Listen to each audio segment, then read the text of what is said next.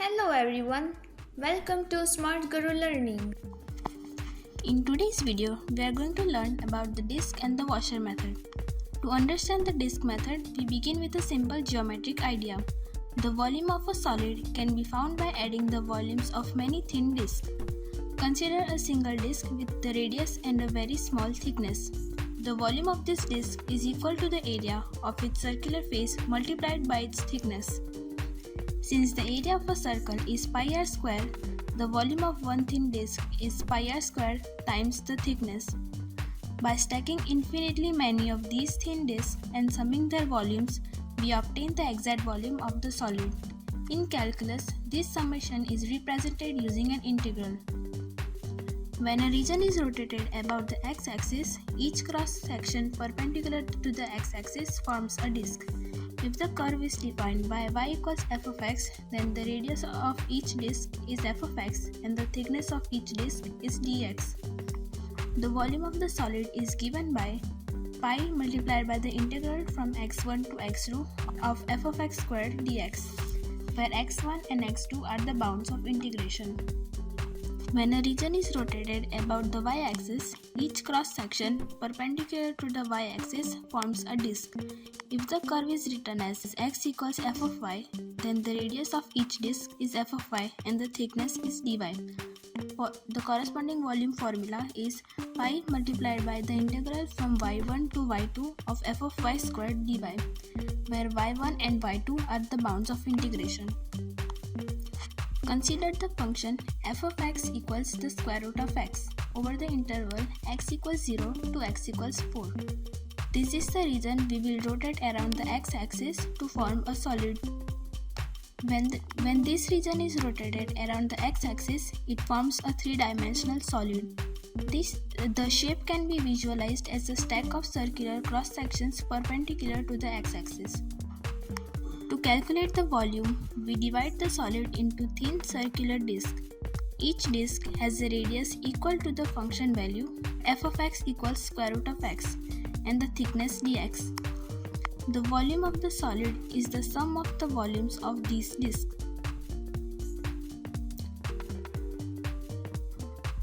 The disk method formula for a solid rotated around the x-axis is pi multiplied by the integral from x1 to x2 of f of x squared dx. Now let's solve the problem. We substitute the function. So the volume formula becomes pi multiplied by the integral from 0 to 4 of square root of x squared dx.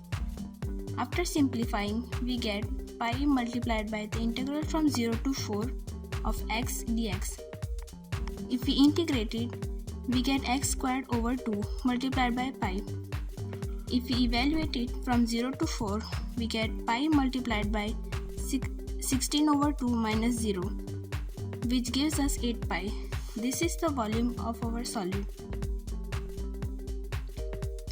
Let's consider the curve x equals 1 over square root of y from y equals 1 to y equals 4. Our goal is to find the volume of the solid generated when this region is rotated around the y-axis. Here is the graph of the function. You can see the region between y equals 1 and y equals 4. When we rotate this region around the y-axis, it forms this 3D solid. Notice the yellow area that represents the volume we want, and the green disk is a representative slice at a certain height. Each disk has a radius equal to the horizontal distance from the y-axis to the curve. That means the radius is simply x, the x-coordinate of the curve.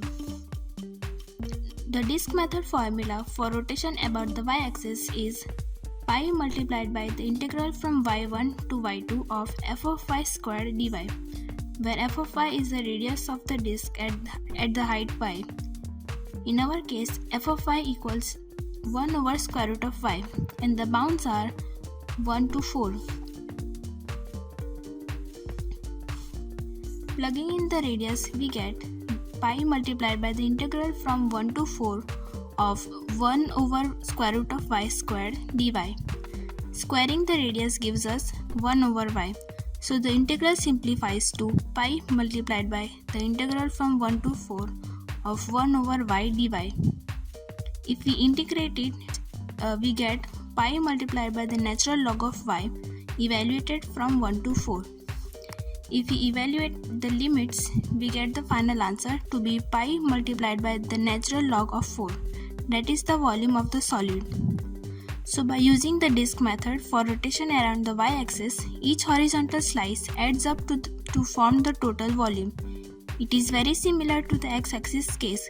The only difference is that the radius is horizontal instead of vertical. Now let's talk about the washer method. The washer method is used when rotating a region around an axis creates a solid with a hole in the middle. Instead of solid disk, each cross-section looks like a flat ring or a washer. You can think of a washer as a disk with the center removed. That means we are subtracting the volume of the inner solid from the outer solid. The key idea is that we always subtract the inner function squared from the outer function squared, and the distances are measured perpendicular to the axis of rotation. The general washer method formula is pi multiplied by the integral of outer function squared minus inner function squared d variable. When a region is rotated around the x-axis, the distances come from the functions of x. If f of x is the outer function and g of x is the inner function, the volume is the integral from x1 to x2 of pi multiplied by f of x squared minus g of x squared dx. When a region is rotated around the y-axis, the distances come from the functions of y. If f of y is the outer function and g of y is the inner function, the volume is the integral from y1 to y2 of pi multiplied by f of y squared minus g of y squared dy.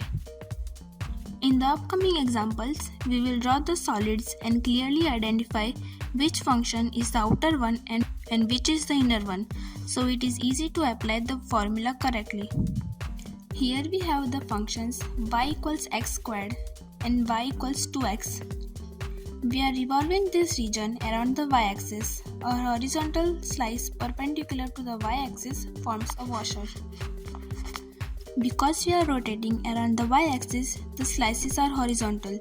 That means we need to measure the distances from the y-axis, so we convert our function from x in terms of y. Now the outer radius is square root of y and the inner radius is y over 2. Recall the formula for the volume of a solid using washers around the y-axis is pi times the integral of outer radius squared minus inner radius squared, all with respect to y. Now we plug in our radii. Outer radius is square root of y and the inner radius is y over 2. That gives the integral for this problem.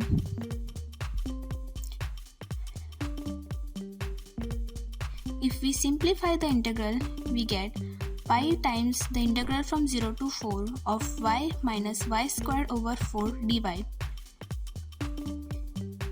If we integrate it, we get pi times y squared over 2 minus y cubed over 12, evaluated from 0 to 4.